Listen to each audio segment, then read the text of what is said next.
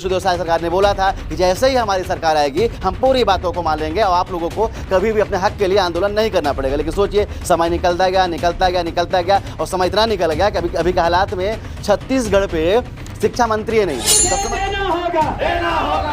कि माननीय मुख्यमंत्री महोदय भी चाह रहे हैं कि इनको मिलना चाहिए कर्मचारियों को, लेकिन जिस तरीके से हमारे वित्त मंत्री महोदय का जो रवैया है, क्योंकि वो आईएएस रहे हैं और आईएएस होकर के इसके बाद फिर वो राजनीति में आने के बाद वित्त मंत्री बने हुए हैं, तो उनकी थोड़ी सोच अलग हो सकती है। महिलाएं ऐसी हैं जिनकी शादी नहीं हुई थी, जिनके बच्चे हो गए हैं, कुछ पुरुष ऐसे हैं जिनकी उम्र निकल गई है, उनके साथ भी कहीं ना कहीं छल किया जा रहा है। तो सरकारों के पास में जब पैसे नहीं है तो उनकी मांगों को कैसे पूरा करेंगे? अभी आपको पता है 3 राज्य में चुनाव होने वाले विधानसभा चुनाव, और वहाँ भी वही चल रहा है, मोदी की गारंटी। तो समझ जाइए, जितने भी राज्य में चुनाव होने वाले, अगर हमारी खबर जाएगा तो देख लीजिएगा, आपका भी हालात ऐसा ना हो, पहले लिखवा लीजिएगा स्टाम्प। चलिए, मोदी जी की गारंटी तो ऐसा ना हो जाएगा फर्जी गारंटी लोग विपक्ष वाले करने लग जाए। तो हम चाहेंगे कि गारंटी है वो गारंटी पे रही हो, फर्जी गारंटी ना हो जाए, नहीं तो कहीं ना कहीं कांग्रेस को मौका मिल सकता है।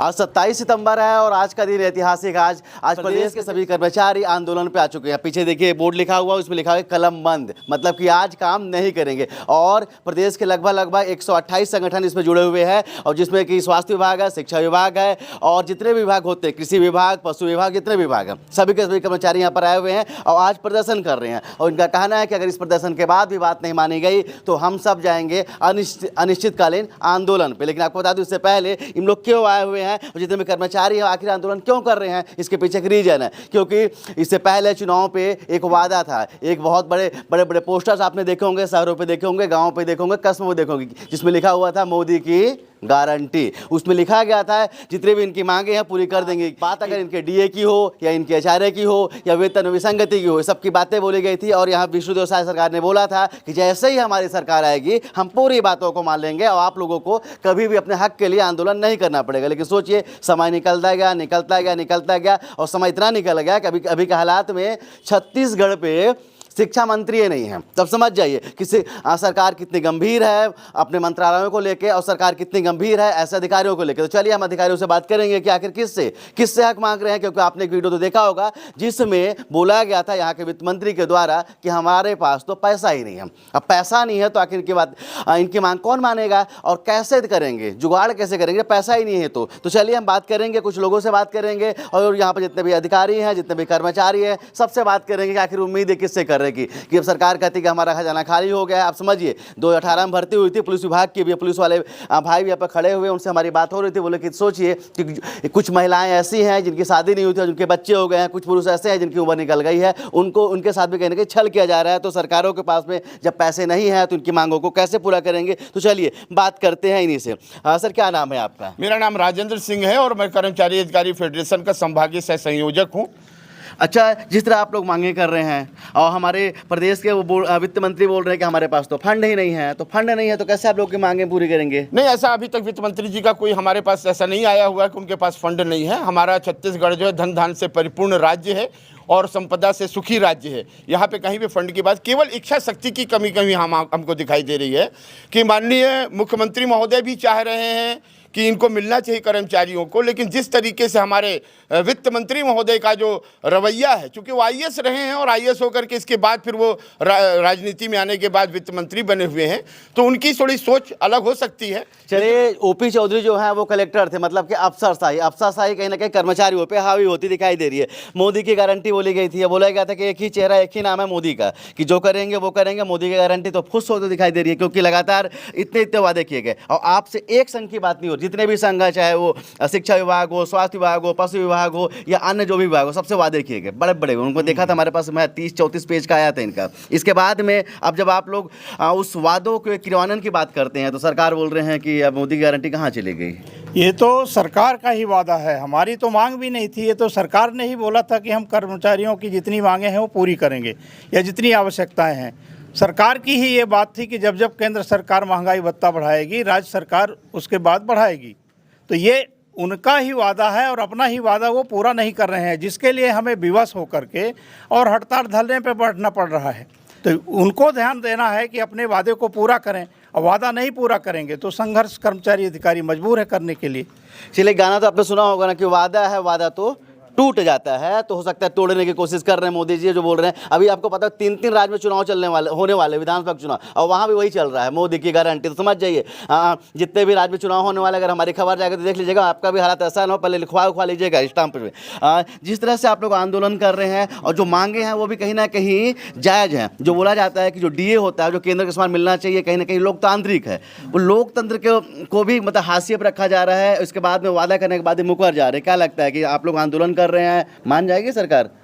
देखिए सम्मानीय पत्रकार बंधुओं की सरकार एक घोषणा पत्र में किए हैं, हम लोग तो अलग से कोई मांगे ही नहीं।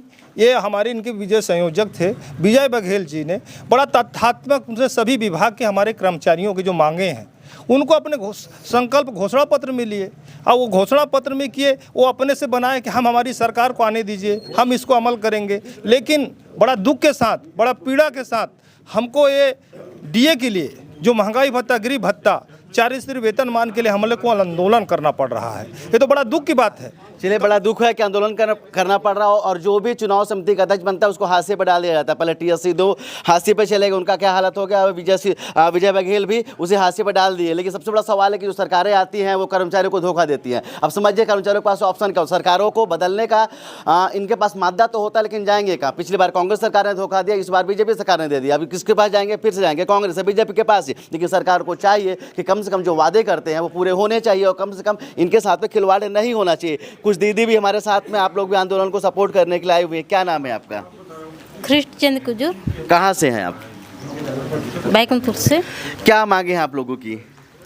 हमारी मांगे भी जो हमारे जो अधिकार है उसको, जो डीए की मांग कर रहे हैं उनको चाहिए हमारे लिए। दीदी पीछे खिसकते जा रही, चलिए हम दूसरे के पास जाते हैं। क्या नाम है आपका? मैं सीता गुजर, स्वास्थ्य विभाग से हूँ। स्वास्थ्य विभाग से। हाँ, क्या लगता है सरकार बात तो मानेंगे आप लोगों की? सरकार को हमारी बातें निश्चय मानना चाहिए, क्योंकि हम अपने अधिकार को मांग रहे हैं। जो DHR की जो बात है उसको मान रहे हैं, और जिस प्रकार से वादा किया गया था हमारे लिए, हमारे सरकार ने अपने वादा को पूरा करे। जो मोदी गारंटी है उस गारंटी को पूरा करे तो हमारे लिए बहुत अच्छा होगा, हमारे परिवार के लिए, हमारे सभी कर्मचारियों के लिए अच्छा होगा।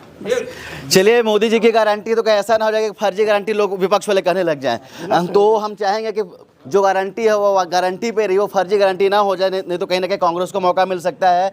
जिस तरह से आंदोलन कर रहे हैं आप लोग, और बहुत उम्मीद है, कहीं ना कहीं सरकारों से उम्मीद होती है, और कहीं ना कहीं आखिर जो बात मानने वाली पार्टी होती है वो सरकार ही होती है। तो आप लोग जो आंदोलन कर रहे हैं, क्या लग रहा है सरकार मानेगी बात आप लोगों की?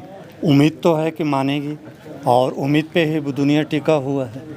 और हम चाहते हैं, हम नहीं चाहते कि हमको हड़ताल करना पड़े, लेकिन मजबूरी है हमको हड़ताल करने का। आज 1 दिवसीय हड़ताल है, आगामी जो भी निर्णय लिया जाएगा प्रांतीय स्तर पे उसको पालन करते हुए हम अनिश्चितकालीन हड़ताल पे जाएंगे, और हो सकता है मान जाए सरकार तो हम वापस आ रहे हैं। चलिए, हो सकता है कि मान जाए सरकार।